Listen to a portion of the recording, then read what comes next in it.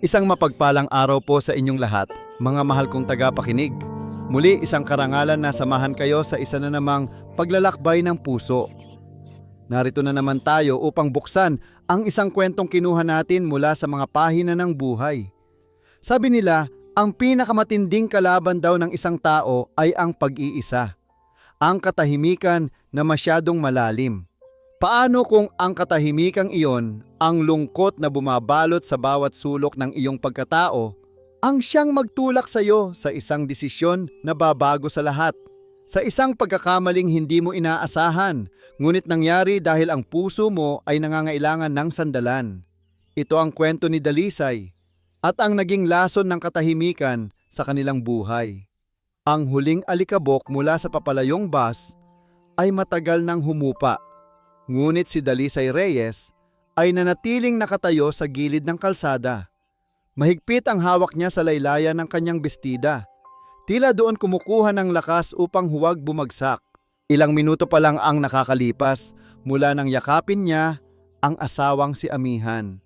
Ilang minuto pa lang mula nang ipangako niyang kakayanin niya ang lahat. Ngunit habang pinagmamasdan niya ang kurbada ng daan, kung saan huling lumiko ang sasakyan, ramdam na niya ang bigat. 1 taon, 12 buwan, 365 araw. Ganong katagal siyang maghihintay bago muling masilayan ang ngiti ng lalaking pinakamamahal niya. Huminga siya ng malalim, pinipigilan ang luhang nagbabadyang tumulo at nagsimulang maglakad pabalik. Ang baryo Aninupusod ay hindi isang lugar para sa mga pusong malulungkot. Tahimik ang baryo. Ang mga bahay ay may pagitan. Ang tanging maririnig mo ay ang pag-aspas ng mga dahon ng niyog at ang lagaslas ng alon mula sa di kalayuang dagat. Para itong isang lugar na nakalimutan na ng panahon. At sa dulo ng baryo, sa likod ng malalaking puno ng akasya, naroon ang bahay ng mga Del Rosario. Isang lumang bahay na bato na tila nabubuhay sa sarili nitong mga alaala. Pagpasok ni Dalisay sa pinto, ang katahimikan ang unang sumalubong sa kanya. Isang katahimikang malamig at mabigat. Sa salas, sa kanyang paboritong silyang tumba-tumba, nakaupo ang kanyang biyenang lalaki, si Mang Takip Silim Del Rosario. Halos 1 taon na mula nang pumanaw ang asawa nito, ang ina ni Amihan. Ngunit tila araw-araw ay mas lumalalim ang lungkot sa mga mata ng matanda. Nakahapunan na po ba kayo, Tay? Basag ni Dalisay sa katahimikan. Hindi lumingon si Mang Silim. Patuloy lang itong nakatingin sa labas ng bintana, doon sa hardin na dati puno ng bulaklak ng kanyang asawa. Mamaya na! Mahinang sagot nito, na halos kinain ng hangin. Tumango si Dalisay, kahit alam niyang hindi ito nakatingin. Ganoon sila lagi. Mga maikling tanong, mga maikling sagot. 2 estranghero na pinag-isa ng apelido, ngunit pinaghiwalay ng pader ng kalungkutan. Pumunta siya sa kusina at nagsimulang magligpit. Bawat tunog ng pinggan na kanyang hinuhugasan ay tila isang ingay na gumugulat sa bahay. Nang gabing iyon, tumawag si Amihan sa lumang telepono. Mahal, okay ka lang ba? Nakauwi ka ba ng maayos? Bungad ng boses nito sa kabilang linya. Medyo garalgal dahil sa signal. Pinilit ni Dalisay na pasayahin ang kanyang boses. Oo, maayos naman ako. Ikaw ang mag-iingat dyan. Kumain ka sa tamang oras. Ikaw rin. Si tatay, kumusta? Sumulyap si Dalisay sa salas. Nakaupo pa rin doon ang matanda, hindi gumagalaw, isang anino sa dilim. Ayos lang po siya. Nagpapahinga na siguro. Pagkatapos ng tawag, ang katahimikan ay tila mas naging mabigat. Pakiramdam ni Dalisay ay lumiliit siya, kinakain ang bahay ng kalungkutan. Kinabukasan upang ilibang ang sarili at labanan ang pag-iisa, nagpasya si Dalisay na linisin ang lumang silid ng kanyang yumaong biyanan. Puno ito ng mga kahon at mga gamit na nababalutan ng alikabok. Habang nagpupunas ng isang lumang aparador, may nahulog na isang maliit, balat kayong kwaderno. Isa itong lumang diary. Dahil sa kuryosidad, binuksan niya ito. Puro mga sulat kamay tungkol sa hardin, sa mga presyo sa palengke, sa mga pangarap nito para kay Amihan. Ngunit sa isa sa mga huling pahina, may isang pangungusap na kumuha ng kanyang atensyon. Isinulat ito noong malubha na ang sakit ng ina ni Amihan. Ang tanging inaalala ko ay ang aking asawa. Matigas ang puso niyan, pero siya ang pinakamalungkot na tao kapag wala ako. Sana, bago ako mawala, makahanap siya ng mag-aalaga sa aking takip silim. Napahinto si Dalisay. Hindi niya namalayan ang pagtulo ng kanyang luha. Isang awa ang gumuhit sa puso niya para sa matandang lalaki sa salas. Hinaplos niya ang mga salita sa papel. Iniisip ang bigat ng pag-iisa na pasan nito. Masyado siyang abala sa pagbabasa at hindi niya namalayan ang pagtayo ng isang anino sa may pintuan. Hindi niya narinig ang marahang yabag sa sahig na kahoy. "Ano ang hawak mo, Dalisay?" Isang boses na malalim at bigla ang pumunit sa katahimikan ng silid. Nabitawan ni Dalisay ang kwaderno. Nanginig ang kanyang mga tuhod. Sa may pintuan, nakatayo si Mang Takip Silim. Ang kanyang mga mata ay nakatitig hindi sa kanya, kundi sa nahulog na diary sa sahig. Ang pagbagsak ng diary sa sahig na kahoy ay lumikha ng isang tunog na tila bumasag sa lahat ng natitirang katahimikan sa bahay. Nakatayo si Dalisay na parang estatwa, hindi makagalaw. Ang dugo sa kanyang katawan ay tila huminto sa pagdaloy. Nakatitig si Mang Takip Silim sa kwaderno. Ang kanyang muka ay isang blankong papel na hindi mabasa.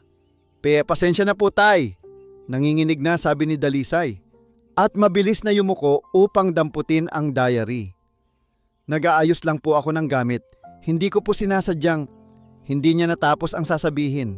Dahan-dahang kinuha ni Mang Silim ang diary mula sa kanyang kamay. Ang pagdampi ng kanilang mga daliri ay panandalian lamang, ngunit para kay Dalisay, para iyong pagdampi ng yelo. Hinaplos ng matanda ang pabalat ng kwaderno.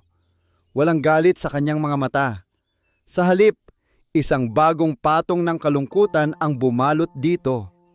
Ang buhay niya, bulong nito, na parang kinakausap ang sarili. Ang buong buhay niya nasa loob na lang ng isang lumang libro. Pagkasabi niyon, tumalikod ito at dahan-dahang naglakad pabalik sa salas. Yakap ang diary na parang isang kayamanan. Naiwan si Dalisay na nakatayo roon. Masama ang loob. Hindi dahil sa posibleng galit ng biyenan, kundi dahil sa sakit na nakita niya sa mga mata nito. Isang sakit na gusto niyang pag-aanin, ngunit hindi niya alam kung paano. Mula ng araw na yon, may nagbago.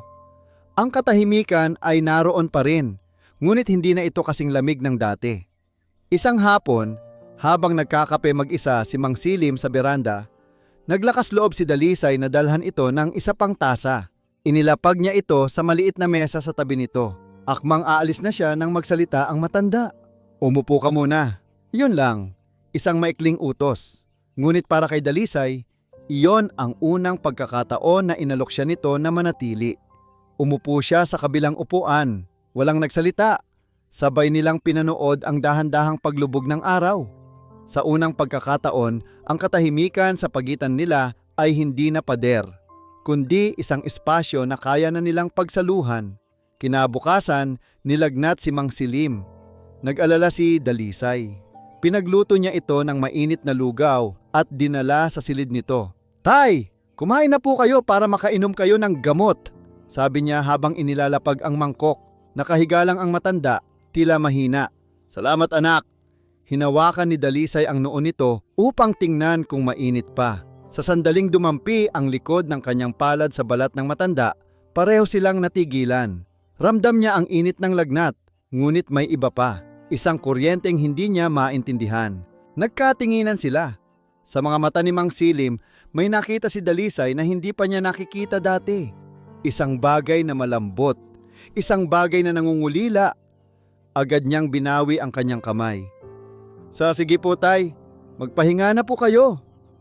At mabilis siyang lumabas ng silid habang malakas ang kabog ng kanyang dibdib.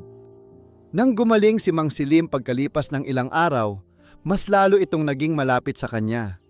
Isang gabi, habang nag-aayos sila ng mga lumang gamit, inilabas nito ang isang album ng mga litrato. Mga litrato nila ng kanyang yumaong asawa. "Tingnan mo," sabi nito, ang boses ay puno ng alaala. Paborito niyang bulaklak ang rosas. Katulad ng mga rosas na itinanim mo sa hardin. Ipinakita nito ang mga litrato noong kabataan nila, noong bagong kasal sila, noong isinilang si Amihan. Sa bawat kwento, nakikita ni Dalisay ang isang lalaking puno ng pagmamahal, isang lalaking nawalan ng kalahati ng kanyang buhay. Mula nang mawala siya, pagpapatuloy ng matanda, ang tingin ay nasa malayo. Nawala na rin ang init sa bahay na to. Ngayon lang ulit ako nakaramdam. Huminto ito. Tila may gustong sabihin ngunit pinigilan ang sarili. Isang kakaibang kirot ang gumuhit sa puso ni Dalisay. Hindi ito pag-ibig. Ito ay awa. Isang malalim na awa na nag-uugat sa kanyang pagkatao. Hindi nila namalayan na sa labas ng kanilang bakuran, sa ilalim ng puno ng aratiles, nakatayo ang kanilang kapitbahay na si Aling Puring. Papunta sana ito para humingi ng asin. Ngunit napahinto nang makita niya ang dalawa sa loob ng bahay. Magkatabing nakaupo, magkalapit ang mga ulo habang nakatingin sa isang album. Hindi siya kumatok. Dahan-dahan siyang tumalikod at isang mapanuring ang ngiti ang sumilay sa kanyang mga labi. Kinagabihan, nagsimulang umambon. Nagwawalis si Dalisay sa bakuran nang biglang kumidlat na sinundan ng malakas na kulog. Nagulat siya at sa pagmamadali niyang makapasok sa bahay, natapakan niya ang isang basang bato. Ah! Napadulas siya. Bumagsak ang kanyang katawan sa maputik na lupa. Ang sakit ng kanyang balakang ay agad na kumirot. Narinig ni Mang Silim ang kanyang sigaw. Mabilis itong lumabas ng bahay, hindi alintana ang ulan. Ang mukha nito ay puno ng pag-aalala. Dalisay! Anong nangyari? Nadulas po ako, Tay, sabi niya. Hirap na bumangon. Walang sinabi ang matanda. Yumuko ito, ipinasok ang isang braso sa ilalim ng kanyang mga tuhod at ang isa sa kanyang likod. Nagulat si Dalisay nang buhatin siya nito. Ang mga braso ng matanda, bagamat payat, ay may natitira pang lakas. Habang binubuhat siya papasok sa bahay, ang mukha ni Dalisay ay nakasubsob sa dibdib nito. Naamoy niya ang pamilyar na amoy ng matanda. Isang pinaghalong amoy ng lumang libro at kape. Ang puso niya ay kumakabog ng malakas, hindi dahil sa sakit, kundi dahil sa kakaibang sitwasyon. Maingat siyang inilapag ni Mang Silim sa sopa sa salas. Ang damit nilang dalawa ay basang-basa na ng ulan. Masakit ba? Tanong nito, ang mga mata ay puno ng pag-aalala habang sinusuri ang kanyang binti. Medyo po, sagot ni Dalisay. Nahihiya. Lumuhod ang matanda sa harap niya. Dahan-dahan nitong hinawakan ang kanyang sakong. Ang paghawak nito ay maingat. Ngunit may init na gumapang sa buong katawan ni Dalisay. Nang iangat nito ang kanyang tingin mula sa kanyang paa, nagtama ang kanilang mga mata. Ang ulan sa labas ay lumalakas. Ang tanging ilaw sa salas ay nagmumula sa isang maliit na bumbilya na lumilikha ng mahahabang anino sa kanilang mga muka. Sa sandaling iyon, walang nagsalita. Tanging ang tunog ng ulan at ang kanilang mga hininga ang naririnig. Ang distansya sa pagitan ng kanilang mga muka ay sobrang liit. Nakita ni Dalisay ang bawat guhit ng pagtanda sa mukha ng biyenan. Ang bawat pilik mata na nababasa ng pag-aalala. At sa ilalim ng lahat ng iyon, mayroong isang bagay na mas malalim. Isang kislap ng damdaming hindi niya dapat nakikita. Hindi bumitaw si Mang Silim sa pagkakahawak sa kanyang paa. Ang kanyang hinlalaki ay marahang humaplos sa balat ni Dalisay. Isang haplos na nagtagal ng ilang segundo, ngunit para sa kanila, iyon ay isang buong minuto ng ipinagbabawal na komunikasyon. Si Dalisay ang unang umiwas ng tingin, biglang itinikom ang kanyang mga labi. Salamat po, Ditay. Ayos na po ako. Tila doon lang natauhan ang matanda. Mabilis nitong binitawan ang kanyang paa at tumayo. Nag-iwas din ito ng tingin, tila nahiya. Kukuha ako ng tuyong damit, sabi nito. At mabilis na tumalikod patungo sa silid. Naiwan si Dalisay sa sopa, nanginginig, hindi dahil sa lamig, kundi dahil sa init na iniwan ng pagdampi ng mga kamay nito. Ang pader na akala niya ay unti-unti nang natitibag sa pagitan nila sa isang iglap ay tuluyan ng gumuho. Ang tuyong damit na ibinigay ni Mang Silim ay hindi sapat para alisin ang ginaw na gumagapang sa kalamnan ni Dalisay. Hindi ito lamig na galing sa ulan. Ito ay lamig na nagmumula sa loob. isang panginginig na dulot ng tinging ipinukol sa kanya ng biyenan. Nakahiga siya sa kanyang kama, yakap ang mga tuhod, nakikinig sa bawat tunog sa labas. Ang ambon ay unti-unting lumakas. Naging isang buhos ng ulan na walang tigil. Ang hangin ay nagsimulang sumipol sa mga siwang ng bintana at ang mga sanga ng puno ng akasya ay humahampas sa kanilang bubong na yero. Isang malakas na dagundong ng kulog ang yumanig sa buong bahay. Napasigaw si Dalisay at napapikit. Bumalik sa isip niya ang mga gabing binabagyo sila sa kanilang probinsya noong bata pa siya. Lagi siyang tumatakbo sa kwarto ng kanyang mga magulang. At doon, sa gitna nilang dalawa, pakiramdam niya ay ligtas siya. Ngayon, mag-isa siya. Si Amihan ay libu-libong milya ang layo. Ang tanging kasama niya sa malaking bahay na yon ay isang lalaking ngayon ay kinatatakutan na niyang makasama. Biglang namatay ang lahat ng ilaw. Isang nakakabulag na kadiliman ang lumamon sa buong paligid. Ang tanging liwanag na lamang ay ang saglit na kislap ng kidlat sa labas, na lumilikha ng mga nakakatakot na anino sa loob ng kanyang silid. Hindi na niya kaya. Ang takot sa dilim, ang takot sa bagyo, at ang takot sa pag-iisa ay nagsanib-sanib. Bumangon siya, kinakapa ang dingding, at marahang binuksan ang pinto ng kanyang silid. "Tay?" Tawag niya sa dilim, nanginginig ang boses. "Tay, gising pa po ba kayo?" Walang sumagot. Ang tanging narinig niya ay ang dagundong ng isa pang kulog. Mas malakas kaysa sa nauna. Napaluha na siya sa takot. Kinapa niya ang daan papunta sa kusina. Hinahanap ang posporo at ang lumang lampara. Nang sa wakas ay masindihan niya ito, ang maliit at aandap-andap na liwanag ay nagbigay ng kaunting kapanatagan sa kanyang dibdib. Dala ang lampara, naglakad siya patungo sa silid ni Mang Silim. Bahagyang nakaawang ang pinto nito. Itinulak niya ito ng marahan. "Tay!" Sa dilaw na liwanag ng lampara nakita niya ito. Nakaupo sa gilid ng kama, nakasandal ang mga siko sa kanyang mga tuhod at ang muka ay nakasubsob sa kanyang mga palad. Tila isa itong taong pinagsakluban ng langit at lupa. Akmang tatalikod na si Dalisay. Iniisip na marahil ay mas mabuting iwan na lang niya ito. Ngunit sa sandaling iyon, dahan-dahan nitong iniangat ang kanyang ulo. Ang kanyang mga mata ay namumula. May bakas ng mga luhang hindi pinunasan sa kanyang pisngi.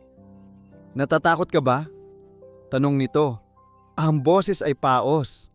Tumango si Dalisay. Hindi makapagsalita. "Pumasok ka, isara mo ang pinto. Baka pasukan tayo ng hangin." Sumunod siya. Ang maliit na silid ay tila lalong sumikip. Inilapag niya ang lampara sa isang maliit na mesa. Sa aandap-andap na liwanag, mas nakita niya ang kahinaan sa mukha ng matanda. Wala na ron ang tigas, ang distansya. Ang naroon na lang ay isang lalaking pagod na sa pag-iisa. Umupo si Dalisay sa isang maliit na upuan, sa tapat niya panam ang katahimikan ay bumalik. Ngunit ngayon ay may kasama itong bigat ng mga emosyong hindi masabi. Ganito rin ang panahon noong mawala siya, basag ni Mang Silim sa katahimikan. Malakas ang ulan, malakas ang hangin. Hinawakan niya ang kamay ko, tapos wala na. Hindi alam ni Dalisay ang sasabihin. Ang tanging nagawa niya ay makinig. Sa loob ng 1 taon, pagpapatuloy nito, araw-araw akong natutulog sa tabi ng isang multo. Araw-araw akong kumakain kasama ang isang alaala. Mababaliw na yata ako, Dalisay. Ang pagtawag nito sa kanyang pangalan ng walang kasamang anak ay tila isang maliit na sundang na tumusok sa kanyang puso. Hindi niya napigilan ang sarili. Tumayo siya, lumapit at umupo sa gilid ng kama. Sa tabi nito, marahan niyang ipinatong ang kanyang kamay sa balikat nito. Isang dampi ng pakikiramay. Ngunit nang lumingon si Mang Silim sa kanya, ang tingin nito ay hindi na naghahanap ng awa. Naghahanap ito ng init, ng buhay. "Salamat," bulong nito. "Salamat at nandito ka." Dahan-dahan ipinatong nito ang kanyang kamay sa ibabaw ng kamay ni Dalisay na nasa balikat niya. Ang balat nito ay magaspang at malamig, ngunit ang paghawak nito ay mahigpit. Isang malakas na kidlat ang gumuhit sa langit at sa isang segundo, ang buong silid ay nagliwanag. At sa liwanag na yon, ang distansya sa pagitan ng kanilang mga muka ay nawala. Hindi alam ni Dalisay kung sino ang unang gumalaw. Ang alam lang niya, ang paghinga niya ay nahalo sa paghinga nito. Ang init ng katawan nito ay gumapang sa kanya. Isang kamay nito ang humaplos sa kanyang pisngi at ang isa ay nanatiling mahigpit na nakahawak sa kanyang kamay. Ang isip ni Dalisay ay sumisigaw, "Mali! Mali ito! Asawa ako ni Amihan." Ngunit ang kanyang katawan na matagal ng uhaw sa init at yakap ay hindi sumunod. Ipinikit niya ang kanyang mga mata nang maramdaman niya ang mga labi nito sa kanyang mga labi. Sa simula, ito ay isang marahang pagdampi, puno ng pag-aalinlangan. Ngunit nang hindi siya umiwas, ang halik ay lumalim. Isang halik na naglalaman ng 1 taon ng kalungkutan, 1 taon ng pag-iisa, 1 taon ng mga ipinagbabawal na pagnanasa. Sa labas, ang bagyo ay patuloy sa kanyang pananalasa. Ngunit sa loob ng maliit na silid na yon, may isang mas malakas na bagyo ang nagaganap. Isang bagyo ng damdamin na winasak ang lahat ng pader, lahat ng hangganan, lahat ng tama at mali. Ang tunog ng ulan ang naging tanging saksi sa gabing iyon. Isang kurtinang nagtakip sa isang pagkakamaling hindi na nila kailanman mababawi. Kinabukasan, tumila na ang ulan. Sumikat ang araw sa isang langit na hinugasan at malinis. Ngunit sa loob ng bahay ng mga Del Rosario, ang hangin ay mas mabigat at mas madilim kaysa sa kasagsagan ng bagyo. Nagising si Dalisay sa kanyang silid. Hindi maalala kung paano siya nakabalik. Ngunit ang pakiramdam ng bigat sa kanyang dibdib, ang lasa ng pagsisisi sa kanyang mga labi, at ang katahimikang sumasalubong sa kanya mula sa kabilang silid ay isang malinaw na paalala. Tapos na ang bagyo. Ngunit ang pinsala ay nagsisimula pa lamang. Ang mga araw pagkatapos ng bagyo ay mas masahol pa sa bagyo mismo. Ang hangin ay huminahon, ang langit ay lumiwanag, ngunit sa loob ng bahay na bato, isang bagong uri ng dilim ang namuo. Isang dilim na hindi kayang paalisin ng sikat ng araw. Hindi na nag-uusap sina Dalisay at Mang Takip Silim. Nagigising si Dalisay bago pa sumikat ang araw para magluto. Inihahain niya ang pagkain sa mesa. Lalabas siya ng kusina. Pagkatapos papasok ang matanda para kumain. Mag-isa, parang isang sayaw ng mga multo. 2 aninong umiiwas sa isa't isa, takot na magtama ang kanilang mga mata. Takot na baka sa isang tingin lang ay masabi na nila ang lahat. Ang bawat sulok ng bahay ay naging isang paalala. Ang sofa sa salas, ang pintuan ng silid ng matanda, ang amoy ng ulan sa lupa. Lahat ay bumubulong ng isang kasalanang gusto niyang ibaon sa limot. Ngunit tila isang tinik na bumaon ng malalim sa kanyang lalamunan. Isang umaga, 2 linggo matapos ang gabing iyon, habang naguhugas si Dalisay ng mga plato, isang matinding pagkahilo ang biglang dumapo sa kanya. Napahawak siya sa lababo at isang maasim na panlasa ang umakyat sa kanyang lalamunan. Mabilis siyang tumakbo sa banyo at doon, inilabas niya ang lahat ng laman ng kanyang sikmura. Napasandal siya sa malamig na pader, nanginginig at hinahabol ang kanyang hininga. Baka sa nakain ko lang, bulong niya sa sarili. Ngunit nang maulit iyon kinabukasan, at sa susunod pang umaga, isang malamig na takot ang nagsimulang gumapang sa kanyang buong pagkatao. Huli siyang dinatnan 1 buwan na ang nakalipas. Hindi maaari. Nakatayo siya sa harap ng salamin, nakatingin sa sariling refleksyon. Ang kanyang muka ay mas maputla. May maitim na bilog sa ilalim ng kanyang mga mata. At ang kanyang tiyan, hinawakan niya ito. Wala pang pagbabago, ngunit sa ilalim ng kanyang palad, sa kaibuturan ng kanyang sinapupunan, alam niyang may nabubuhay. Isang binhi ng kasalanan. Kanino ito? Tanong niya sa sarili, habang ang mga luha ay nagsimulang mamuo sa kanyang mga mata.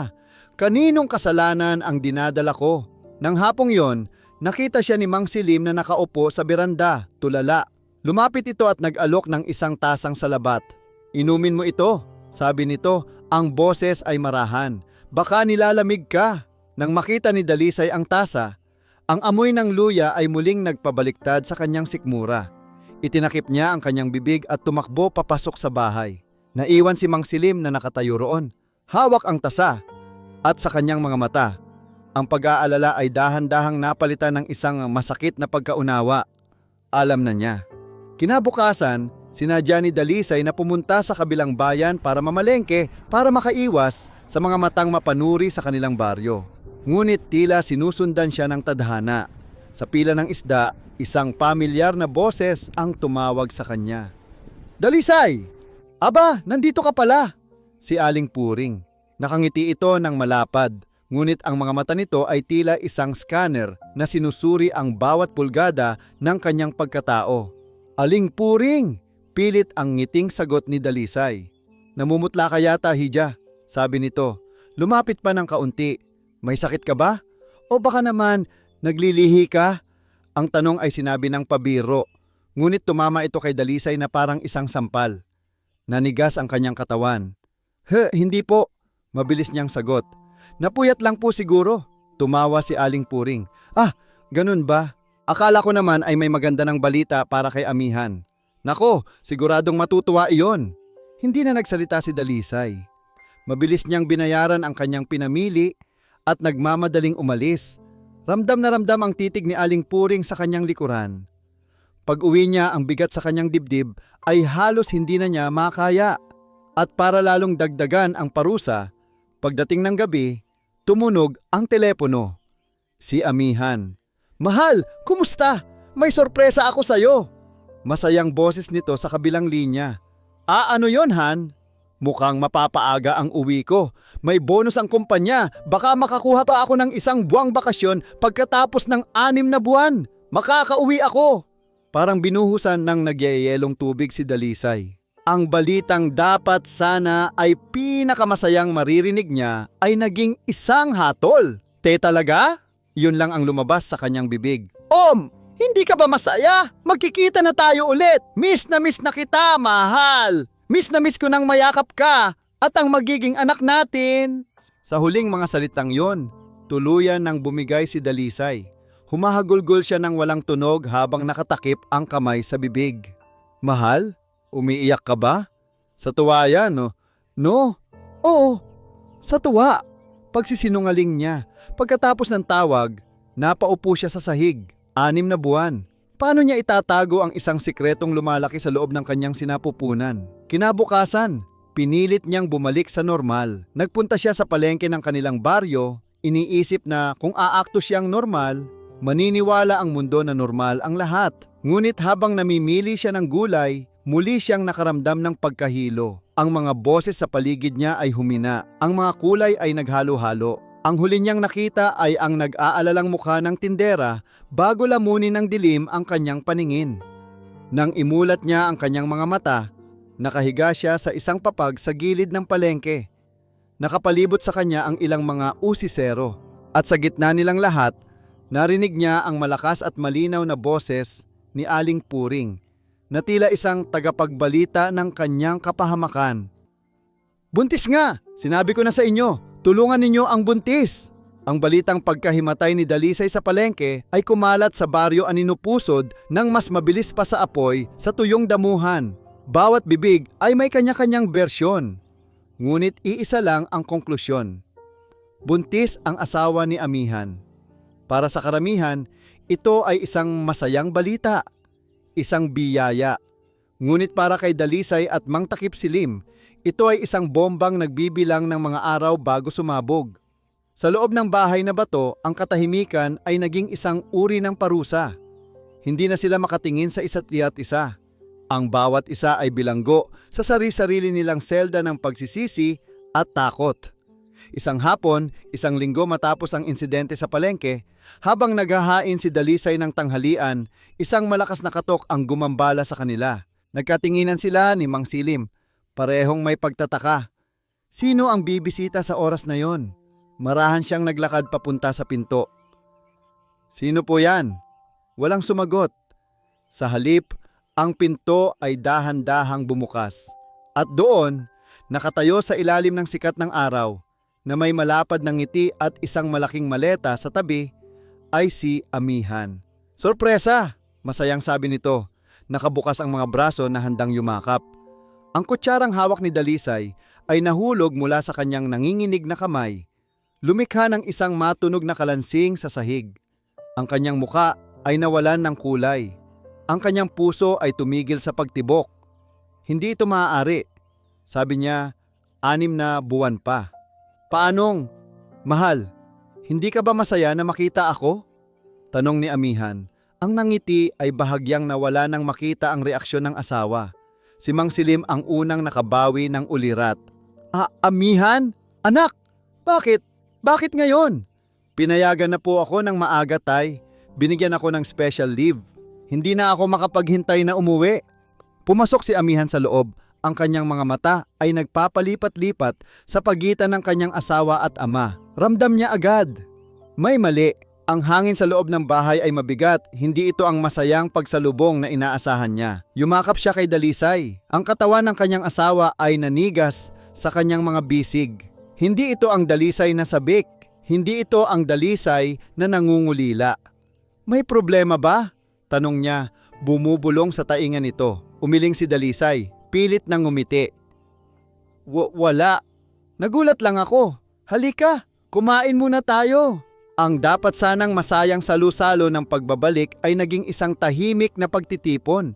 Puno ng pagkain ang mesa, ngunit walang halos kumakain. Si Amihan ay panay ang kwento tungkol sa kanyang trabaho sa abroad, ngunit ang kanyang mga mata ay matamang nagmamasid. Napansin niya kung paanong hindi magtama ang tingin ni Dalisay at ng kanyang ama. Napansin niya kung paanong nanginginig ang kamay ni Dalisay tuwing magsasalin ito ng tubig. Napansin niya ang kakaibang distansya sa pagitan ng 2 taong iniwan niya. "Balita ko, may magandang balita raw kayo sa akin," sabi ni Amihan, sinusubukang basagin ang yelo. Tumingin siya sa tiyan ni Dalisay.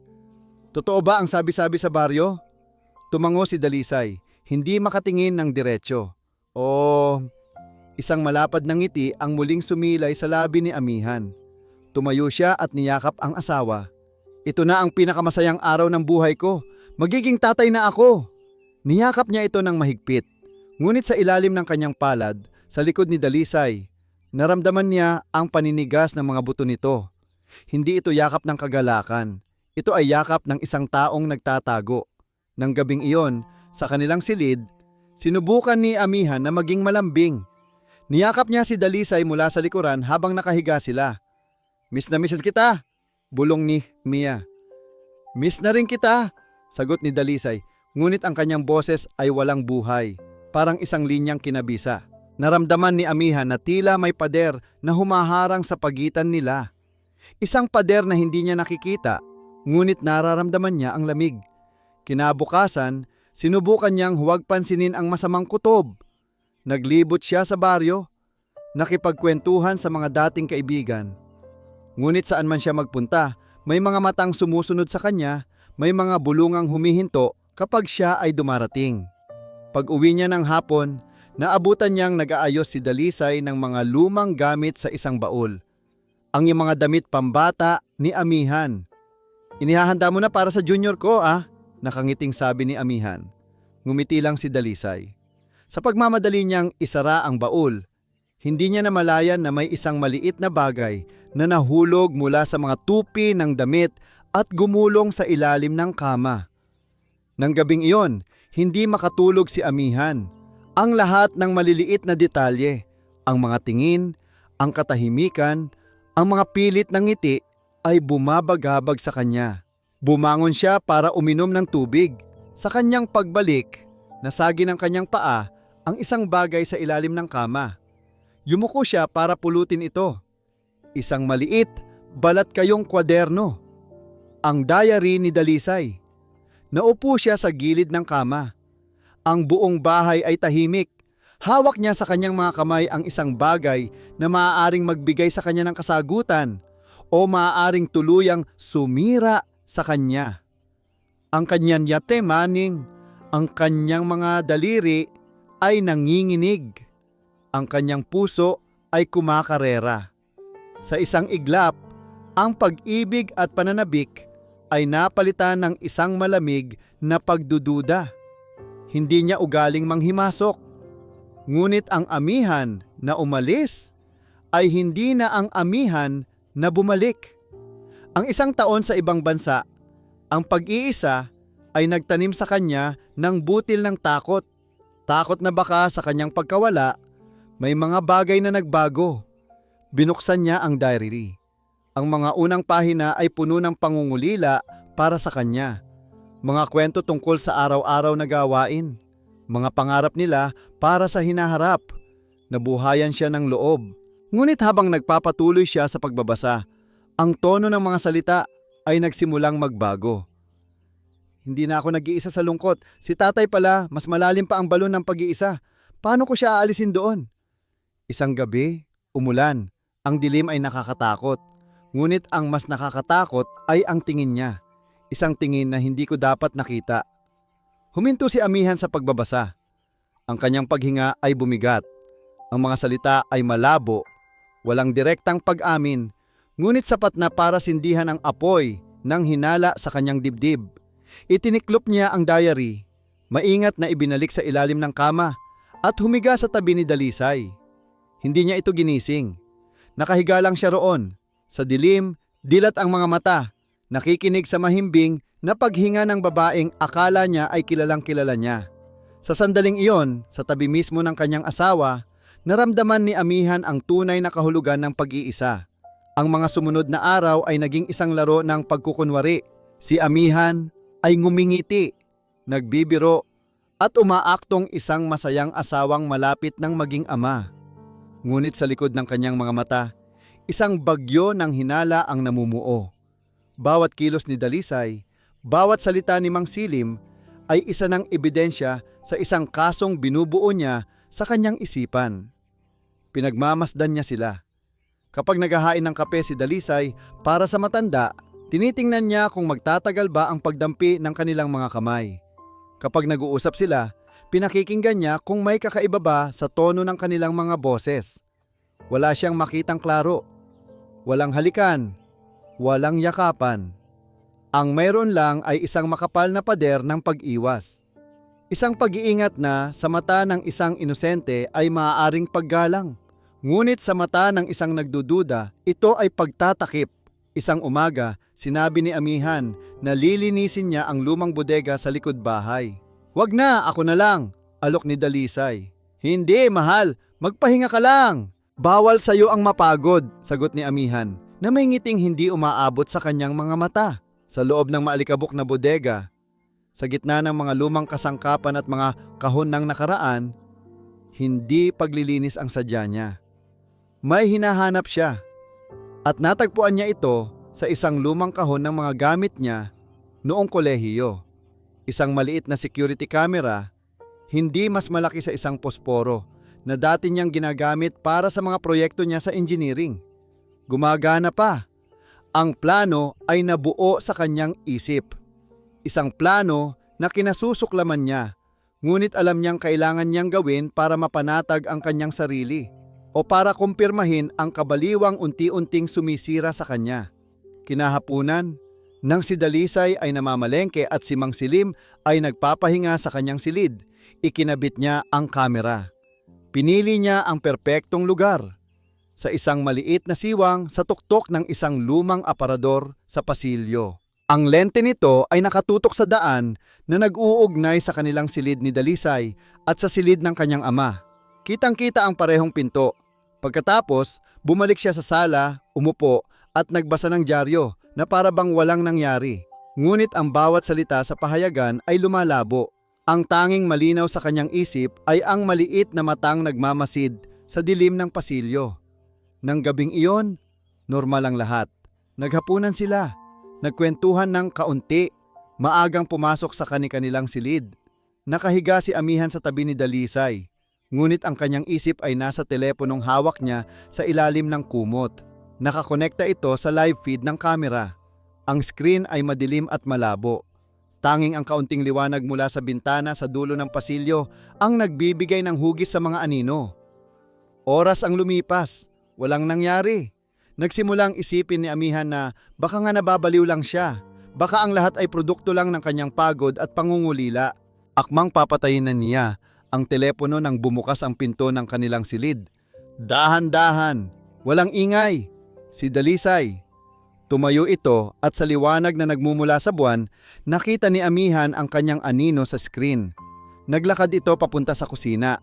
Pagkalipas ng ilang sandali, bumalik ito, may dalang isang baso ng tubig. Huminto ito sa tapat ng pinto ng silid ng kanyang ama. Hindi ito kumatok. Tila nag-alinlangan ito ng ilang segundo. Itinaas nito ang kanyang kamay na para bang may ididikit na papel, ngunit ibinaba rin. Pagkatapos, tumalikod ito at pumasok pabalik sa kanilang silid. Nakahinga ng maluwag si amihan. Tubig lang pala, ngunit hindi pa roon natapos. Ilang minuto ang lumipas, bumukas naman ang pinto sa kabilang silid. Ang kanyang ama. Lumabas ito, nakasuot ng luma nitong sando. Naglakad ito papunta sa direksyon ng kusina, ngunit huminto ito sa tapat ng pinto ng kanilang silid. Nakatayo lang ito roon, 1 minuto, 2 minuto. Nakatitig lang sa pinto na para bang may hinihintay o may pinagsisisihan. Pagkatapos, umiling ito at naglakad pabalik sa kanyang silid. Walang nangyari, walang nag-usap, walang nagdampi. Ngunit para kay amihan na nanonood sa lahat ng ito mula sa kanyang telepono, ang dalawang eksenang iyon, ang pag-aalangan ni Dalisay at ang paghihintay ng kanyang ama, ay mas malinaw pa sa isang pag-amin. Hindi ito normal. Ito ay isang sayaw ng dalawang taong may itinatago.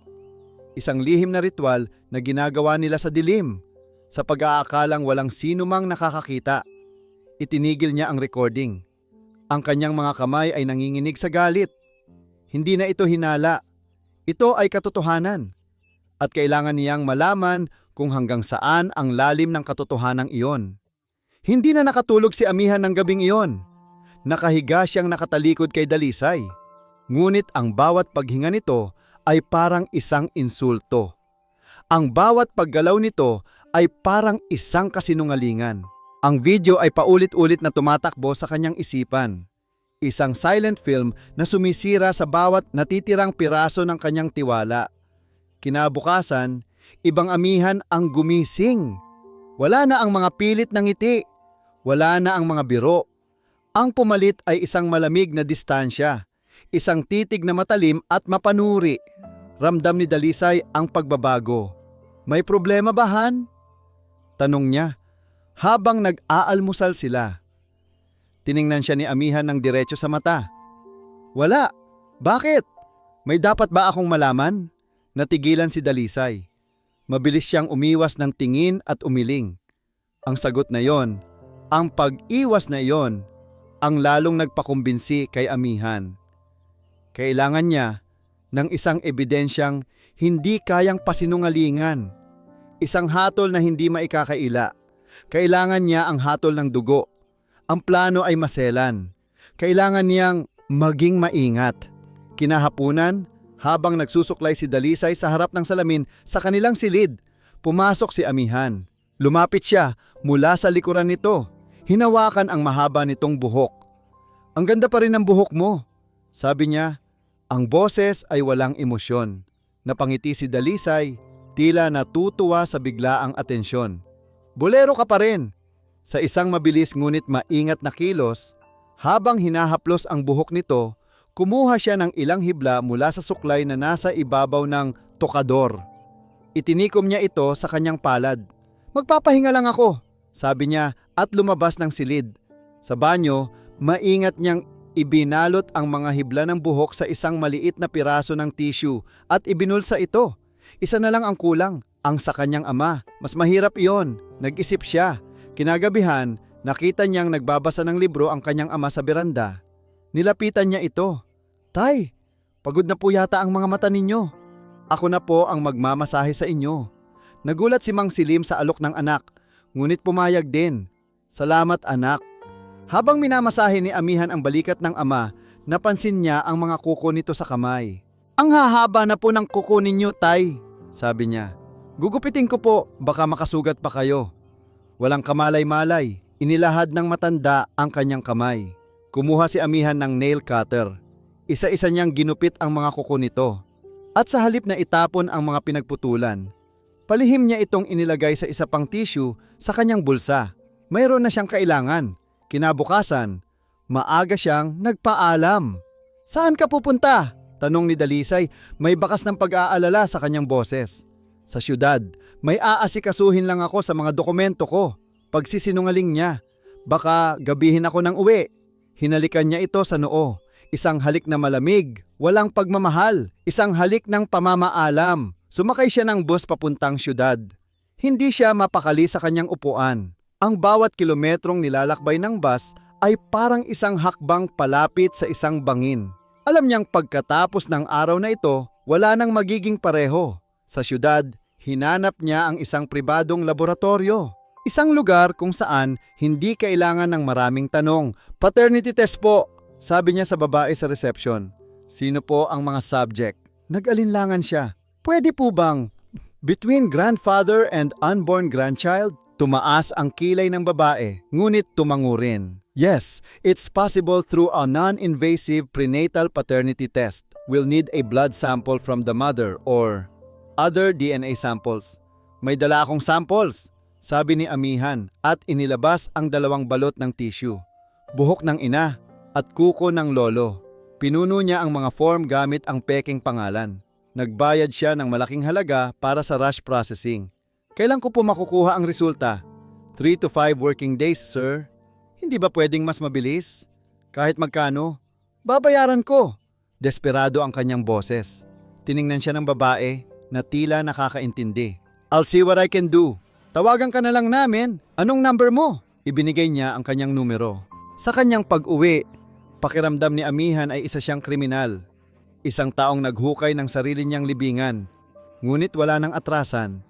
Lumipas ang 3 araw na parang isang lagnat. Si amihan ay parang isang bombang hindi sumasabog. Tahimik, malamig, mapanganib. Si Dalisay ay laging umiiyak ng palihim. Ramdam niyang malapit na ang katapusan. Sa ika-4 na araw, habang nag-aagaw ang dilim at liwanag, tumunog ang telepono ni amihan. Isang hindi rehistradong numero. Lumayo siya para sagutin ito. "Hello? Sir, this is from the DNA Diagnostic Center. Your results are ready for collection." Huminto ang mundo ni amihan.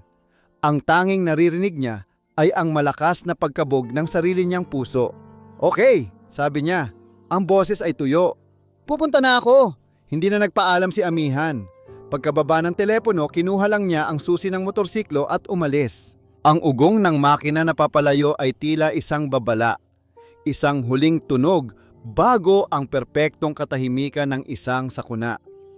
Nakita siya ni Dalisay mula sa bintana. Ang puso niya ay tila pinipiga. Hindi siya nagtanong kung saan ito pupunta. Dahil sa kaibuturan ng kanyang kaluluwa, alam na niya. Gabi na nang bumalik si amihan. Madilim ang buong bahay maliban sa isang maliit na ilaw sa kusina kung saan naghahapunan sina Dalisay at Mang Silim. Hindi sila kumakain. Nakatitig lang sila sa kanilang mga plato, naghihintay. Pumasok si amihan. Ang kanyang mukha ay walang emosyon. Parang isang maskarang gawa sa bato. Ang kanyang mga mata ay walang buhay. Hawak niya sa isang kamay ang isang puting sobre. Hindi siya nagsalita. Dumiretso siya sa hapagkainan. Ang katahimikan ay sobrang bigat. Halos mahirap nang huminga. Inilapag ni amihan ang sobre sa gitna ng mesa. Dahan-dahan niya itong itinulak sa pagitan ng mga plato ni Dalisay at ng kanyang ama. "Ano yan, anak?" Basag ni Mang Silim sa katahimikan. Ang boses ay nanginginig. Hindi siya sinagot ni amihan. Ang kanyang mga mata ay nakapako kay Dalisay. Isang tingin na puno ng sakit, puno ng pagkasuklam. Nanginginig ang mga kamay ni Dalisay habang inaabot ang sobre. Bawat hibla ng kanyang pagkatao ay sumisigaw na huwag itong buksan. Ngunit alam niyang wala ng atrasan. Inilabas niya ang isang pirasong papel. Kaunti lang ang nakasulat. Mga numero, mga porsyento, at isang konklusyon na nakalimbag sa itim na tinta. Probability of grandpaternity, 99.999%. Ang papel ay nahulog mula sa kanyang mga kamay. Umikot ang kanyang paningin. Ang mga tunog sa paligid ay humina, napalitan ng isang matinis na ugong sa kanyang tainga. Hindi! Bulong niya. Hindi totoo yan! Hindi totoo? Sa unang pagkakataon, nagsalita si Amihan. Ang kanyang boses ay kalmado, ngunit puno ng lason.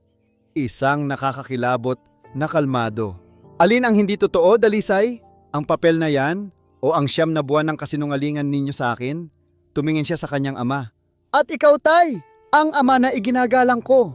Ang lalaking tinuruan akong maging tama. Ikaw mismo. Sa sarili mong pamamahay. Sa asawa ng sarili mong anak. Hindi makapagsalita si Mang Silim. Yumuko lang ito. Ang kanyang mga balikat ay nanghihina. Tila sa isang iglap, tumanda ito ng 10 taon. Paano ninyo nagawa sa akin to? Pagpapatuloy ni Amihan, ang kalmado niyang boses ay nagsisimula ng mabasag. Habang nagpapakahirap ako sa ibang bansa, habang binibilang ko ang bawat araw para makauwi sa inyo, ito ang ginagawa ninyo sa likod ko. Amihan, pakinggan mo ako. Nagsimulang magmakaawa si Dalisay habang humahagulgol. Isang pagkakamali lang yon. Isang gabi! Isang gabi? Sa wakas, sumabog si Amihan. Ang kanyang kamao ay bumagsak sa mesa. Yumanig ang mga plato at baso. Tumayo siya. Ang kanyang mga mata ay nag-aapoy sa galit. Isang gabi lang ba ang tawag mo sa batang dinadala mo ngayon? Isang pagkakamali lang ba yon? Dalisay, hindi lang katawan mo ang ibinigay mo sa kanya. Ibinigay mo ang pamilya natin. Ang kinabukasan natin. Ang buhay ko! Tumakbo si Dalisay at niyakap ang kanyang mga binti. Patawarin mo ako, Amihan. Parang awa mo na. Patawarin mo ako. Marahas siyang itinulak ni Amihan. Huwag mo akong hawakan. Ang bawat salita ay isang patalim. Diring-diri ako sa inyong dalawa. Tumalikod si Amihan at naglakad papunta sa kanilang silid. Narinig nila ang malalakas na kalabog, mga drawer na binubuksan, mga gamit na inihahagis. Nag-iimpake siya. Sinubukan siyang sundan ni Dalisay, ngunit pinigilan siya ni Mang Silim. Hayaan mo na siya, anak! Sabi ng matanda. Ang mga luha ay malayang dumadaloy sa kanyang pisngi. Wala na. Tapos na ang lahat.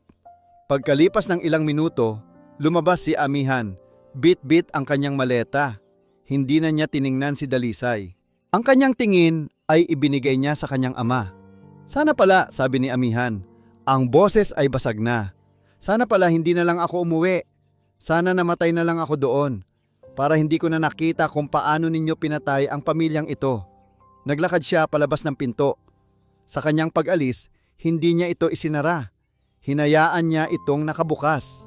Isang simbolo ng isang tahanang wala ng pag-asa, isang pamilyang wasak na at hinding-hindi na muling mabubuo. Naiwan sa loob ang 2 taong nilamon ng kanilang kasalanan. At sa gitna ng kanilang dalawa, sa sahig, ang papel na naglalaman ng katotohanan. Ang hatol ng dugo. Habang pinagmamasdan ni Dalisay ang papalayong anino ng kanyang asawa, isang matinding sakit ang bigla niyang naramdaman sa kanyang tiyan. Napahawak siya roon, napasigaw at napaluhod sa sahig. Tay! Sigaw niya habang nakatingin sa kanyang biyenan. Ang bata... Ngunit bago pa siya matulungan ni Mang Silim, ang matanda ay napahawak sa sarili nitong dibdib. Ang kanyang paghinga ay naging hirap. Ang kanyang mga mata ay nanlaki sa sakit. At kasunod ni Dalisay, bumagsak din ito sa sahig. Walang malay. Ang gabing umalis si Amihan ay ang gabi ring isinugod sa ospital sina Dalisay at Mang Takip Silim. Si Dalisay ay inilagay sa ilalim ng masusing obserbasyon. Threatened abortion, sabi ng doktor. Ang stress at emosyonal na pagbagsak ay muntik ng kumitil sa buhay na dinadala niya. Si Mang Silim naman ay nagkaroon ng mild heart attack. Stable na ito, ngunit kailangan ng mahabang pahinga at walang anumang stress. Ang balita ng kanilang sabay na pagka-ospital, kasabay ng biglaang pag-alis ni Amihan, ay naging mitya ng apoy. Nagising ang Baryo Anino Pusod sa isang kwentong mas matindi pa sa anumang drama sa telebisyon. Ang mga piraso ng palaisipan ay pinagdugtong-dugtong ng mga tsismosa. sa pangunguna ni Aling Puring, ang pagkahimatay ni Dalisay, ang pagbubuntis, ang biglaang pag-uwi at pag-alis ni Amihan, ang pagka-ospital ng Magbiyenan. Hindi nagtagal ang bulungan ay naging isang sigaw. Isang malakas at mapanghusgang sigaw na umalingaw-ngaw sa buong baryo. Incest. Ang salitang iyon, na dati ay naririnig lang nila sa balita, ay ngayon idinidikit na sa pangalan ng pamilyang Del Rosario. Pagkalabas ni Dalisay sa ospital, makalipas ang 3 araw, ibang baryo ang kanyang inuwian. Ang dating mga ngiti ng kapitbahay ay napalitan ng matatalim na tingin. Ang mga dating bumabati sa kanya ay ngayon umiiwas o nagbubulungan kapag siya ay dumadaan. Ang bahay na bato ay naging isang kulungan. Hindi na siya lumalabas. Si Mang Silim naman ay nanatili sa kanyang silid, hindi nagsasalita. Tila isang taong naghihintay na lang ng kanyang katapusan. Ngunit ang tunay na bagyo ay hindi pa dumarating. Isang linggo pagkatapos, isang itim na kotse ang huminto sa tapat ng kanilang bahay. Mula roon ay bumaba ang isang babaeng nakaputing bestida. May suot na itim na salamin. Payat ito, matangkad, at bawat kilos ay nagpapakita ng autoridad. Si Tala del Rosario, ang nakababatang kapatid ni Amihan, isang abogada mula sa syudad. Pumasok ito sa bahay nang walang katok-katok. Ang kanyang mga mata ay nag-aapoy sa galit habang tinitingnan si Dalisay mula ulo hanggang paa, na may partikular na pagkasuklam sa umbok sa tiyan nito. May mukha ka pa palang manatili sa bahay na to. Sabi ni Tala, ang bawat salita ay malamig at matalas. Ate Tala, wag mo akong tawaging ate. Sigaw nito.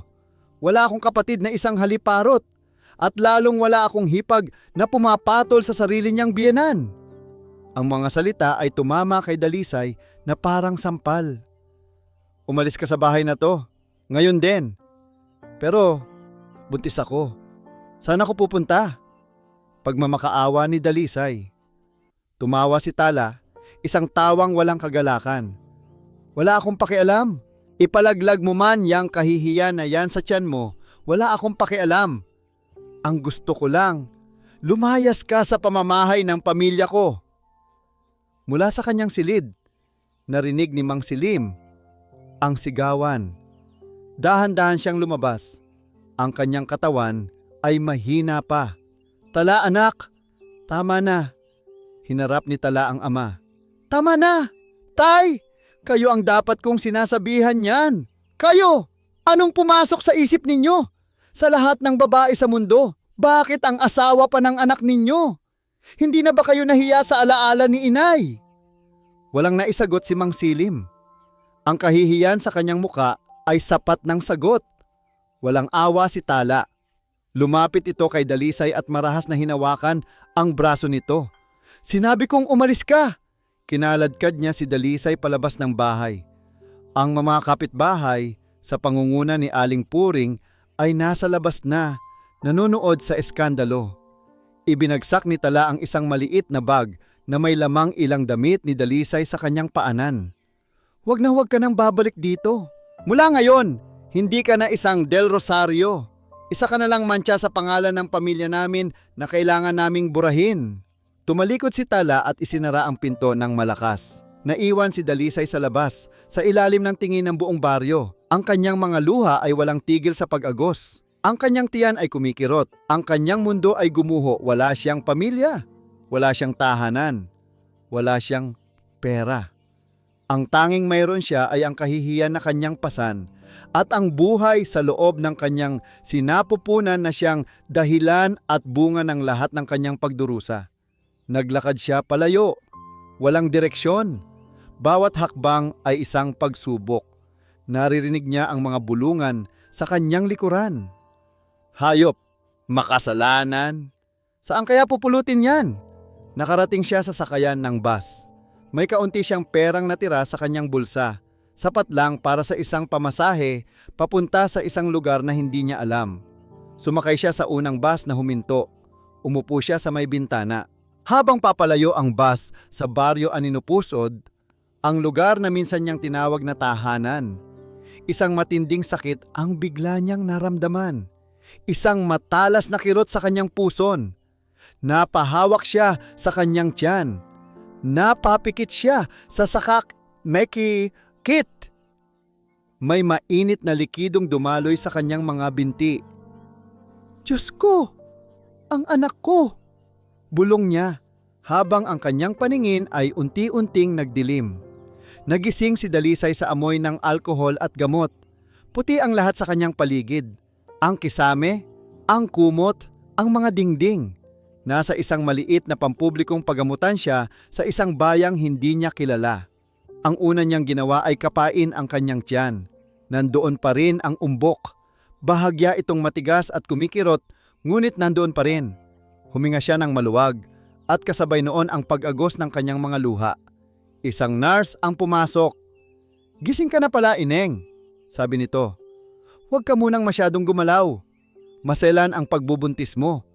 Isang himala na hindi ka nakunan. Sino po ang nagdala sa akin dito? Tanong ni Dalisay. Yung konduktor ng bus.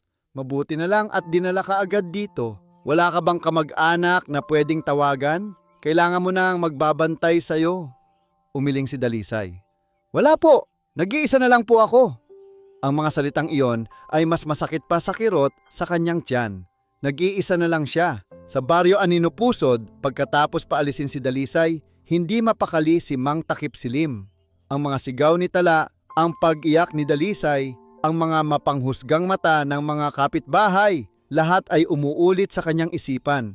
Siya ang may kasalanan, siya ang nagsimula ng lahat, at ngayon, hinayaan niyang palayasin ang babaeng nagdadala ng kanyang apo. Kinagabihan, hindi na niya natiis. Habang natutulog si Tala, kinuha niya ang lahat ng natitira niyang ipon. Kinuha niya ang titulo ng isang maliit na lupang sakahan na naiwan sa kanya ng mga magulang. At sa dilim ng gabi, umalis siya. Nagtanong-tanong siya, saan papunta ang bus na sinakyan ng isang buntis?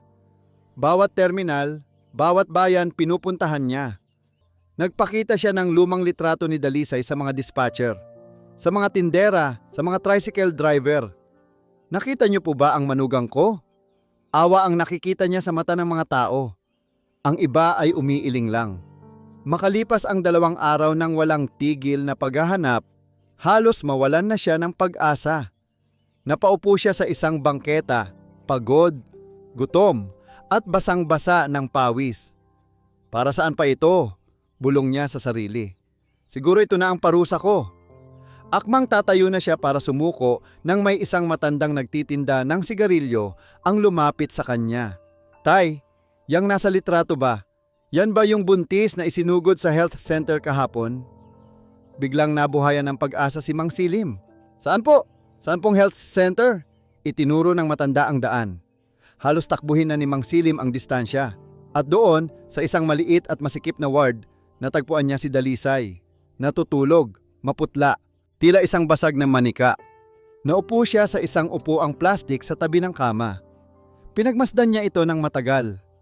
Ang babaeng ito, na dumating sa buhay niya bilang isang manugang, ay naging salamin ng kanyang kahinaan, naging bunga ng kanyang kasalanan, at ngayon ay responsibilidad na niya.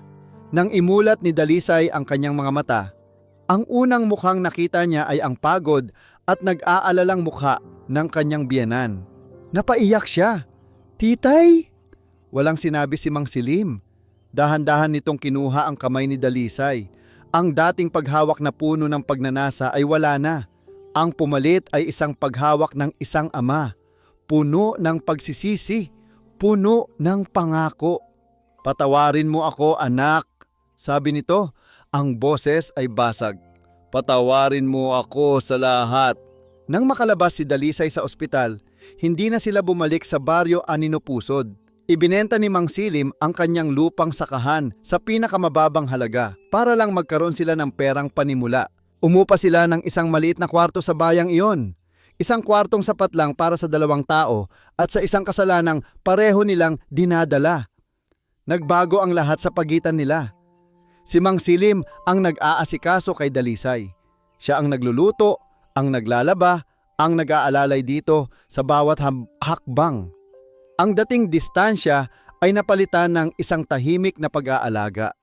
Walang pagnanasa, walang mali siya. Tanging isang matandang lalaki na sinusubukang itama ang pinakamalaking pagkakamali ng kanyang buhay at isang babaeng natututong tanggapin ang tulong dahil alam niyang hindi niya ito kakayanin ng mag-isa. Isang hapon, habang nakaupo sila sa labas ng kanilang inuupahan, pinagmamasdan ang mga dumadaan, nagsalita si Dalisay. "Tay, bakit po ninyo ginagawa to?" Matagal bago sumagot si Mang Silim. Dahil ang batang yan, sabi nito, nakatingin sa tiyan ni Dalisay. Wala siyang kasalanan, pero dugo ko siya, responsibilidad ko siya. At ikaw ang ina niya. Hindi ko nahahayaang may mangyaring masama sa inyo. Sa unang pagkakataon mula nang mangyari ang lahat, nakaramdam si Dalisay ng isang maliit na sinag ng pag-asa. Ngunit kinabukasan, isang sulat ang dumating para sa kanya. Isang rehistradong sulat na may selyo ng isang law office. Nanginginig niya itong binuksan. Mula ito sa abogado ni Amihan. "Ano yan?" tanong ni Mang Silim. Ibinigay ni Dalisay ang papel sa kanya. Isang formal na petisyon. Idinidemanda siya ni Amihan. Hinihiling nito sa korte ang sole custody ng batang isisilang pa lang. Ang dahilan, immoral character at inability to provide a stable environment para sa bata. Ang maliit na sinag ng pag-asa ay namatay. Ang kapayapaang akala niya ay nagsisimula ng mabuo ay biglang nawasak. Hindi pa tapos ang laban. Sa katunayan, nagsisimula pa lang ito. Malamig ang hangin sa loob ng korte, ngunit para kay Dalisay, mas malamig pa ang mga titig na ipinupukol sa kanya. Dinala siya ng tadhana sa isang lugar na hindi niya kailanman inakalang mararating. Ang silya ng mga akusado. Karga niya ang kanyang 2 buwang gulang na sanggol na babae. Mahigpit ang yakap na tila ba may sinumang pwedeng umagaw dito mula sa kanya. Ang bata na pinangalanan niyang Liwayway ay mahimbing na natutulog. Walang kamalay-malay sa digmaang ipinaglalaban para sa kanya. Sa kanyang tabi ay si Mang Takip Silim, nakasuot ng luma ngunit malinis na puting polo. Ang kanyang muka ay payapa, ngunit ang kanyang mga kamay na magkasalikop sa kanyang kandungan ay nanginginig. Sa kabilang panig ng silid, nakaupo si Amihan. Sa tabi nito ay si Tala at ang kanilang abogado. Hindi tumitingin si Amihan sa kanila. Ang kanyang mga mata ay nakapako sa hukom. Ang kanyang panga ay matigas. Ang dating pagmamahal sa kanyang mga mata ay napalitan ng isang malamig at determinadong galit. Iyon ang unang pagkakataon na muli silang nagkita-kita mula ng gabing wasakin sila ng katotohanan. 3 piraso ng isang basag na pamilya, pinagharap-harap ng batas. Nagsimula ang pagdinig. Ang abogado ni Amihan ay magaling. Inilatag niya ang lahat ng ebidensya laban kay Dalisay. Ang immoral na relasyon sa sariling biyenan. Ang kawalan nito ng trabaho at permanenteng tirahan. Ang trauma na idudulot sa bata kapag nalaman nito ang katotohanan ng kanyang pinagmulan. "Your Honor," sabi ng abogado, "ang hinihiling lang po ng aking kliyente ay isang normal at malinis na buhay para sa bata. Isang buhay na malayo sa kahihiyan at kasalanan. Isang buhay na hinding-hindi maibibigay ng ina." Bawat salita ay isang suntok sa sikmura ni Dalisay. Wala siyang abogado. Isang public attorney lang ang tumutulong sa kanya. Ngunit alam niyang dehado sila. Paano niya lalabanan ang katotohanan? Nang tanungin siya ng hukom, tumayo si Dalisay. Nanginginig ang mga binti. "Mahal na hukom," sabi niya, "ang boses ay basag. Inaamin ko po ang aking pagkakamali. Isa po iyong kasalanang habambuhay kong pagsisisihan. Pero hindi po ibig sabihin noon ay hindi ko na kayang maging isang ina. 9 na buwan ko po siyang dinala. Handa po akong mamatay para sa kanya. Parang awa niyo na po. Huwag niyo siyang ilayo sa akin. Siya na lang po ang mayroon ako." Tumingin siya kay Amihan, nagmamakaawa. "Amihan, alam kong galit ka. Pero anak mo rin siya. Sa dugo. Huwag mo namang gawin to sa amin." Sa unang pagkakataon, lumingon si Amihan. Ang kanyang mga mata ay puno ng sakit. "Hindi ko siya anak, Dalisay. Bunga siya ng kataksilan ninyo. At gagawin ko ang lahat para ilayo siya sa inyo." Tila wala ng pag-asa. Handa na si Dalisay na tanggapin ang kanyang pagkatalo. Ngunit sa sandaling iyon, Dahan-dahang tumayo si Mang Takip Silim. Ang lahat ng mata ay napunta sa kanya. Ako po ang may kasalanan sa lahat. Ang kanyang boses, bagamat mahina, ay umaling-aungaw sa buong silid. Puno ito ng bigat at autoridad. Ako po ang nagkasala, mahal na hukom. Ako, na dapat sanang nag-ingat sa kanya, ang siyang nanukso. Ako, na dapat sanang ama sa kanya, ang siyang naging demonyo. Si Dalisay ay biktima lamang ng kanyang kabaitan at ng aking kalungkutan. Naglakad siya palapit sa lamesa ng hukom. Mula sa kanyang bulsa, inilabas niya ang isang nakatuping dokumento.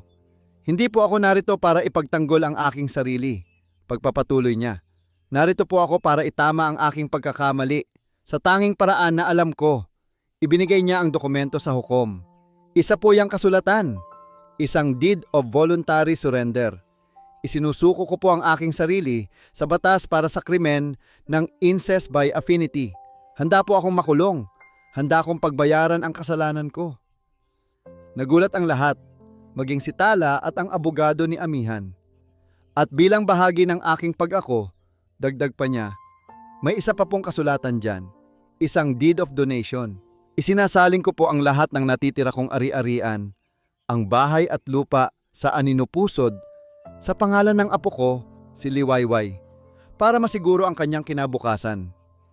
Tumingin siya sa hukom at pagkatapos ay kay Amihan. Ang kanyang mga mata ay puno ng luha. Hinihiling ko lang po, bilang isang lolo na hinding-hindi na makikilala ng kanyang apo, bilang isang ama na humihingi ng tawad sa kanyang anak. Huwag po ninyong paghiwalayin ang mag-ina. Ang kasalanan ay sa akin. Hayaan nyo na pong ang pagmamahal na lang ang matira para sa kanila. Isang nakabibinging katahimikan ang bumalot sa korte. Si Amihan ay natulala. Nakatingin siya sa kanyang ama, hindi bilang isang halimaw, kundi bilang isang taong durog na handang isakripisyo ang kanyang kalayaan at ang lahat ng mayroon siya para sa isang huling akto ng pagtubos. Niyakap ni Dalisay ang kanyang anak at humagulgol ng malakas. Ang hukom, isang matandang babae na maraming nang nakitang kaso, ay matagal na tinitigan ang mga dokumento. Pagkatapos, tiningnan niya ang basag na pamilya sa kanyang harapan. Ilang minuto siyang nanahimik bago muling pumalo ng kanyang gavel. Pagkatapos kong marinig ang lahat ng panig, sabi ng hukom, ang kanyang boses ay matatag at isinasaalang-alang ang pinakamabuting kapakanan ng bata, ang desisyon ng korteng ito. Ang bawat puso sa silid ay tumigil sa pagtibok. Ang karapatan sa pangangalaga ng batang si Liwayway ay ipinagkakaloob sa kanyang ina, si Ginang Dalisay Reyes. Walang masayang nagbunyi pagkatapos ng desisyon ng korte. Ang tagumpay ay may lasa ng abo. Ang kalayaan ay may bigat ng isang libingan. Hindi na muling kinausap ni Amihan si Dalisay. Pagkatapos ng pagdinig, lumabas lang ito ng korte na parang isang taong nawalan ng kaluluwa. Si Tala ay sumunod. Ang dating tapang ay napalitan ng isang tahimik na pagkatalo. Si Mang Takip Silim naman, gaya ng kanyang ipinangako, ay sumuko sa mga awtoridad. Dahil sa kanyang edad at mahinang kalusugan, hindi siya ikinulong sa ordinaryong selda. Inilagay siya sa ilalim ng house arrest sa isang pasilidad para sa mga nakatatanda habang dinidinig ang kanyang kaso. Isang prosesong alam ng lahat ay formalidad na lamang. Ang kanyang sentensya ay habambuhay na pag-iisa. Lumipas ang mga buwan. Tinupad ni Dalisay ang huling habilin ni Mang Silim. Ibinenta niya ang bahay at lupa sa baryo Aninupusod. Ang perang nakuha ay idineposito niya sa bangko sa ilalim ng pangalan ng kanyang anak. Gamit ang kaunting interes mula roon, lumipat sila sa isang maliit na paupahang bahay sa isang liblib na probinsya sa timog. Isang lugar na malayo sa lahat ng mapanghusgang mata. Isang lugar kung saan walang nakakakilala sa kanila. Isang lugar kung saan maaari silang magsimulang muli. Bago tuluyang dalhin si Mang Silim sa pasilidad, pinayagan itong magpadala ng isang huling bagay para kay Dalisay. Isang maliit na kahon na gawa sa kahoy. Nang buksan ito ni Dalisay, nakita niya sa loob ang mga luma at naninilaw na papel. Mga tula. Mga tulang isinulat ni Mang Silim para sa kanyang yumaong asawa noong sila ay mga bata pa. Mga salita ng purong pag-ibig, ng pangako, ng pangarap. May kasama itong isang maikling sulat. Dalisay, ipinapadala ko ito sa iyo. Hindi para ipaalala ang ako na nagkasala, kundi para ipakilala sa iyo ang ako na minsan ding nangarap at nagmahal ng tama. Sana, balang araw, kung handa ka na, ito ang ikwento mo sa apo ko. Hindi ang halimaw, kundi ang taong naligaw. Patawarin mo ako, kung kaya mo. Ngunit ang mas mahalaga, patawarin mo ang iyong sarili. Mamuhay ka para sa inyong dalawa. Paalam, Takip Silim. Niyakap ni Dalisay ang mga sulat at ang kahon. Sa unang pagkakataon, ang mga luhang pumatak mula sa kanyang mga mata ay hindi na luha ng sakit o pagsisisi. Ito ay luha ng paglaya. Ang buhay nila ni Liwayway ay naging simple. Sa umaga, gigising si Dalisay sa iyak ng kanyang anak. Sa hapon, ilalabas niya ito sa ilalim ng puno ng mangga sa kanilang bakuran. At sa gabi, kakantahan niya ito hanggang sa makatulog. Ang bawat araw ay isang maliit na hakbang palayo sa nakaraan. Ang bawat ngiti ni Liwayway ay isang lunas sa mga sugat na naiwan. Sa unang kaarawan ni Liwayway, isang maliit na package ang dumating sa kanilang pintuan. Walang pangalan ng nagpadala. Nang buksan ito ni Dalisay, nakita niya sa loob ang isang manikang gawa sa sinulid na lana. Kulay asul. Maganda ang pagkakagawa. May kasama itong isang maliit na card. Walang pirma. 3 salita lang ang nakasulat. Para sa anak ko. Alam ni Dalisay kung kanino ito galing. Itinabi niya ang manika at ang card. Wala nang galit sa kanyang puso. Tanging isang tahimik na pagtanggap na lang ang natira. 1 taon pa ang lumipas. Isang araw, dinala ni Dalisay ang 2 taong gulang na si Liwayway sa isang malayong lugar. Isang hardin na puno ng mga puting bulaklak. Sa gitna ng hardin, may isang simpleng lapida. Rolando Takip Silim del Rosario, isang ama. Pumanaw si Mang Silim 6 na buwan na ang nakalipas. Atake sa puso, habang natutulog. Umupo si Dalisay sa damuhan sa harap ng puntod, habang si Liwayway ay masayang naglalaro sa mga bulaklak. Tay, bulong ni Dalisay na para bang kausap ang hangin. Kamusta na po kayo dyan? Si Liwayway po, ang apo ninyo, malaki na. Makulit po at matanong, mana yata sa tatay niya. Isang maliit na ngiti ang sumilay sa kanyang mga labi. Salamat po sa lahat, Tay. Salamat sa huling sakripisyo. Dahil po doon, nabigyan niyo kami ng kapayapaan. Ang kapayapaan na ipinagkait sa inyo ng sarili ninyong pagkakamali. Kinuha niya ang isang puting bulaklak at inilagay sa ibabaw ng lapida. Pinapatawad ko na po kayo, sabi niya. At sa wakas, pagkatapos ng mahabang panahon, pinapatawad ko na rin po ang sarili ko. Umihip ang hangin tila isang haplos ng pamamaalam. Ang langit ay bughaw na bughaw at ang mga ulap ay puti. Sa puso ni Dalisay sa unang pagkakataon, wala nang bigat, wala nang multo, wala nang takot. Tanging buhay na lang ang natitira. Ang buhay na kasama ang kanyang anak. Isang buhay na isinilang mula sa isang madilim na gabi ng bagyo. Ngunit ngayon ay handa nang harapin ang anumang sikat ng araw. Tumayo siya at tinawag ang kanyang anak. Liwayway anak, halika na. Uuwi na tayo. Ang kwento ni Dalisay, Takip Silim at amihan ay hindi isang kwento ng masayang pagtatapos. Ito ay isang salamin. Isang paalala na ang puso ng tao ay isang komplikadong lugar kung saan ang pag-ibig at kasalanan, ang lungkot at pagnanasa ay maaaring manirahan ng sabay-sabay. Walang lubos na inosente. Ngunit wala ring lubos na hindi karapat-dapat sa kapatawaran. Ang batang isinilang ay hindi naging isang sumpa, kundi naging isang aral. Isang aral na kahit sa pinakamadilim na pagkakamali, ang buhay ay palaging may kakayahang humanap ng liwanag, na ang tunay na pagtubos ay hindi ang paglimot, kundi ang pag-ako. At ang kapayapaan, minsan, ay matatagpuan hindi sa pagbabalik ng nakaraan, kundi sa matapang na pagharap sa isang bagong umaga. Sa ating kwentong natunghayan, Nakita natin kung paanong ang isang desisyon na isinilang mula sa matinding kalungkutan ay maaaring magdulot ng pinsalang habang buhay. Ngunit itinuturo rin nito sa atin ang isang napakahalagang aral, na ang pagpapatawad, lalo na ang pagpapatawad sa ating sarili, ang siyang tunay na susi upang makalaya mula sa mga tanikala ng nakaraan. Ipinakita nito na ang sakripisyo para sa kapakanan ng iba, lalo na para sa isang inosenteng bata, ay ang pinakadalisay na anyo ng pagtubos.